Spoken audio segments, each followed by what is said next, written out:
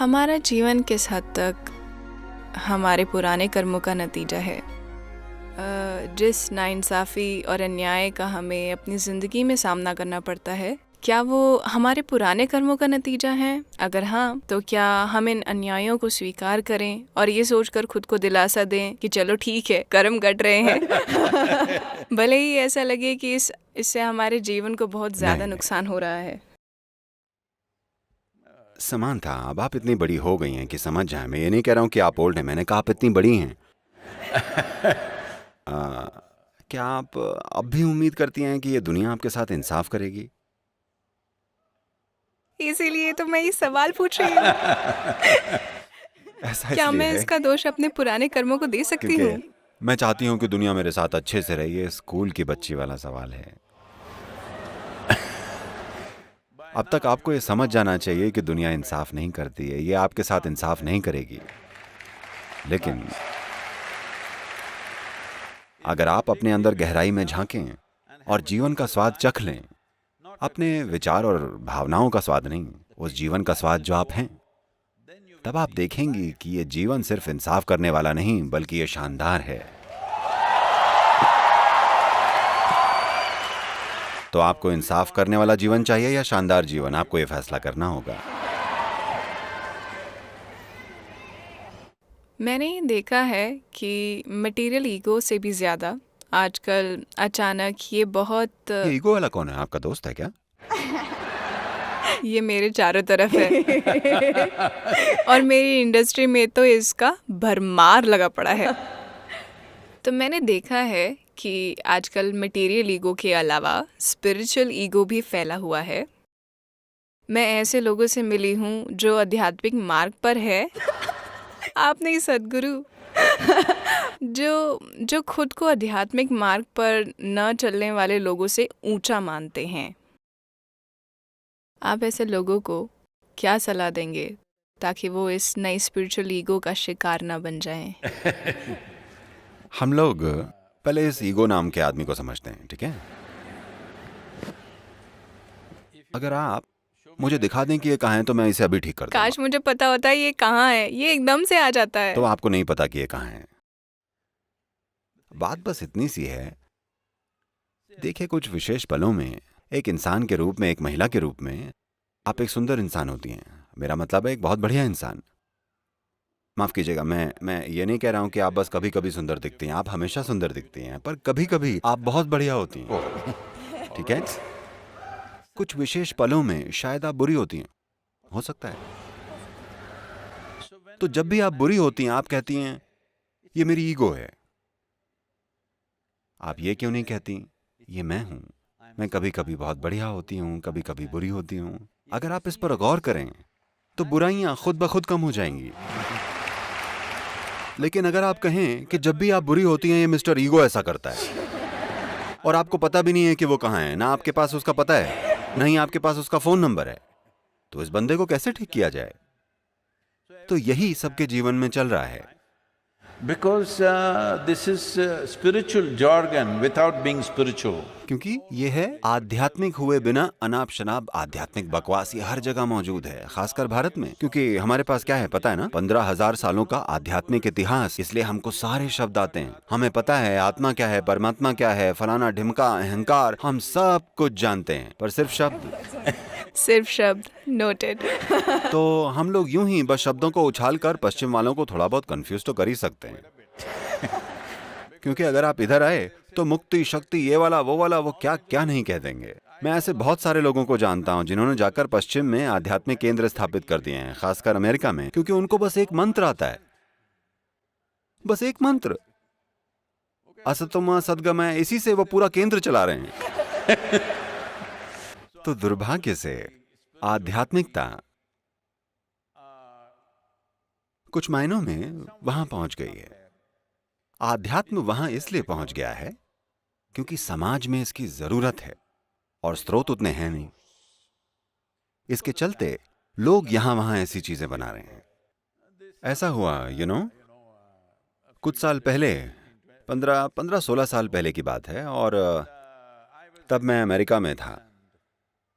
तब हमारे ऑफिस में किसी ने मुझसे कहा, सदगुरु, आपको पता है कि हर रोज 1 लाख लोग गूगल पर आध्यात्मिकता शब्द टाइप कर रहे हैं। मैंने कहा ऐसा क्या? ये टाइप कीजिए, देखते हैं क्या आता है। क्या वहां हमारी कोई तस्वीर भी है या नहीं? उन्होंने आध्यात्मिकता शब्द टाइप किया। पहली चीज जो निकल कर आई वो थी मैक्सिको का एक स्पा। आप वहां गई हैं? नहीं, मैं वहाँ नहीं गई हूँ। और अगली चीज जो निकल कर आई वो थी उत्तरी कैलिफोर्निया में एक कॉल गर्ल। उसने वो सारे SEO सीख रखे हैं। हर चीज के लिए वो आध्यात्मिक आध्यात्मिक आध्यात्मिक लिखती है। उसने 108 बार वेबसाइट पर आध्यात्मिकता शब्द डाला हुआ था। आप आध्यात्मिकता लिखिए, नंबर 2 पर वो आएगी। मुझे लगा ये शर्मनाक बात है। हजारों सालों से कोई भी आध्यात्मिकता की बात हो तो लोगों ने पूर्व की ओर देखा है। पूर्व यानी भारत, इसका यही मतलब था। तो मैंने कहा हमें कुछ शुरू करना चाहिए, कोई आध्यात्मिक गेटवे। यानी अगर लोग कहें उनको आध्यात्मिकता खोजनी है तो उनको भारत की ओर देखना होगा, क्योंकि ये एक ऐसी संस्कृति है जिसने इस पर सबसे ज्यादा समय लगाया है।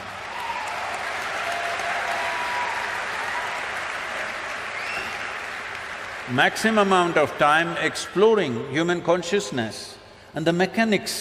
मानव चेतना और इंसानी मशीन के मैकेनिक्स की खोज में सबसे ज्यादा समय लगाया है कि ये सतह पर और आंतरिक स्तर पर कैसे काम करता है, ये काम कैसे करता है, हम इसके लिए क्या कर सकते हैं। इस सब की खोजबीन की गई है। ये मैं इसलिए नहीं कह रहा हूँ क्योंकि मैं भारत से हूँ। दुनिया को करीब से देखने के बाद ये कह रहा हूँ कि आध्यात्म को कहीं और Has it been looked at like this?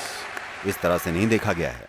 तो मैंने कहा कि हमें एक आध्यात्मिक गेटवे बनाना चाहिए। भारत यानी एक आध्यात्मिक द्वार। मुझे आपको बताना चाहिए, लगभग 15 साल पहले तक मैं भारत में किसी भी गुरु से नहीं मिला था। मैं बस यूं ही नहीं मिला, मैं बस अपना काम करने में बिजी था। मैंने कभी नहीं सोचा कि मुझे जाकर किसी से मिलना पड़ेगा। मैं कभी किसी दूसरे आश्रम में भी नहीं गया। और फिर मैंने सोचा ठीक है, मैं एक कोशिश करता हूं। फिर मैंने कुछ फोन कॉल किए, उन सब ने मेरा फोन अच्छे से रिसीव किया और फिर मैं कुछ लोगों के पास जाने लगा और जुड़ने लगा।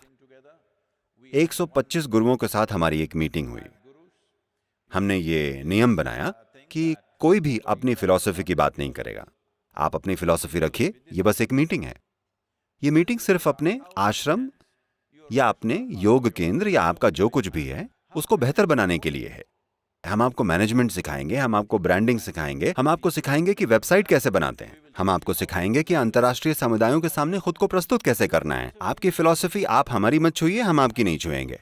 आप अपना काम करते रहिए, क्योंकि यही संस्कृति की खूबसूरती है कि ये सैकड़ों रूपों में, हजारों रूपों में रह सकती है और हमको ये चलेगा। तो जब मैं ये सब कर रहा था, खैर मैं कई शानदार लोगों से मिला, लेकिन इसके साथ साथ कम से कम 60 से 65% लोग मुझे कहते हुए दुख हो रहा है। मैंने पाया कि अगर मैं हवाई अड्डे या गोल्फ कोर्स में जाऊं तो मुझे बेहतर लोग मिलते हैं इन तथाकथित आध्यात्मिक केंद्रों की तुलना में, क्योंकि ये अनाप शनाप चीजों से भरे हैं। No heart, no depth, no profoundness. कोई दिल नहीं है, न कोई गहराई है, न गहनता है। बस एक एक मंत्र है, एक एक बकवास है, एक फिलॉसफी है जो उन्होंने कहीं से पढ़ ली है। ये ऐसे ही चल रहा है, इसे बदलने की जरूरत है। तो लोगों में ये गहराई लाने के लिए जैसे जैसे लोग मेरे करीब आते जाते हैं, मैं उनके साथ ज्यादा से ज्यादा कठोर होता चला जाता। जो मेरे बहुत करीब हैं उनके लिए मैं बेहद निर्दयी हूँ। Yes. क्योंकि आध्यात्म में बस सत्यनिष्ठा लेकर आना इतना मुश्किल है। क्योंकि जैसे ही वो आध्यात्मिक होते हैं, बस थोड़े से, जैसा आपने कहा, आप इसे आध्यात्मिक ईगो कह रही हैं, मैं इसे आध्यात्मिक हवा कहता हूं। जैसे ही उन्हें आध्यात्मिक हवा मिलती है, वो हवा के बुलबुले उनके सिर में घुस जाते हैं। अचानक वो अजीब हो जाते हैं। वो ऐसी बातें करने लगते हैं जिनका वजूद नहीं है। वो ऐसी बकवास बोलना शुरू कर देते हैं जिन्हें कोई नहीं समझता। अगर आप कुछ बोलें, कुछ भी बकवास जो आप कर रहे हैं, तो आपके सामने मौजूद लोगों को वो समझ आना चाहिए, नहीं तो आप बोल ही क्यों रहे हैं? क्योंकि कुछ बोलने का मकसद लोगों को ये समझाना है कि आप क्या कह रहे हैं।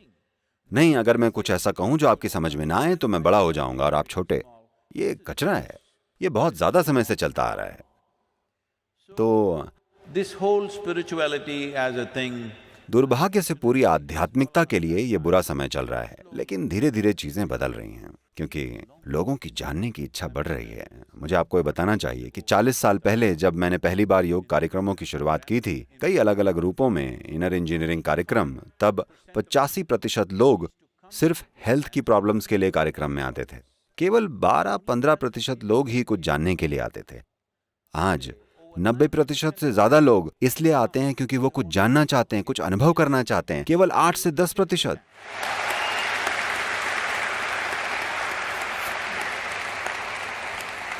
केवल 8 से 10% ही सेहत से जुड़े इश्यूज के लिए आ रहे हैं, जो कि इंसानी चेतना में एक बहुत महत्वपूर्ण बदलाव है। अब अगर इस ईगो वाली बात की बात करें तो ये एक चीज है जिसे हमें ठीक कर लेना चाहिए। देखिए, आपके अंदर सिर्फ एक इंसान है या दो? मुझे लगता है एक। आपको लगता है एक? मैं एक ही कहूंगी। एक। इसका मतलब है आप एक इंडिविजुअल हैं। इंडिविजुअल शब्द इनडिविजिबल से आया है, यानी जिसके और टुकड़े नहीं किए जा सकते। ये अच्छा है कि आप एक व्यक्ति हैं, कि आप इंडिविजुअल हैं। अगर आप दो हैं तो आप या तो स्किज़ोफ्रेनिक हैं या आप किसी के वश में हैं। Psychiatrist or exorcist? या तो मनोचिकित्सक या ओझा को आना पड़ेगा। तो ये बहुत महत्वपूर्ण है कि हर कोई इसे समझ ले। आप आत्मा, परमात्मा, अहंकार, ये वो चीजों के बारे में मत बात कीजिए। आप इंडिविजुअल हैं, एक व्यक्ति हैं। आप किस तरह के हैं? क्या आप एक बहुत बढ़िया व्यक्ति हैं या एक बुरे व्यक्ति? बस इस एक चीज को फिक्स कर दीजिए।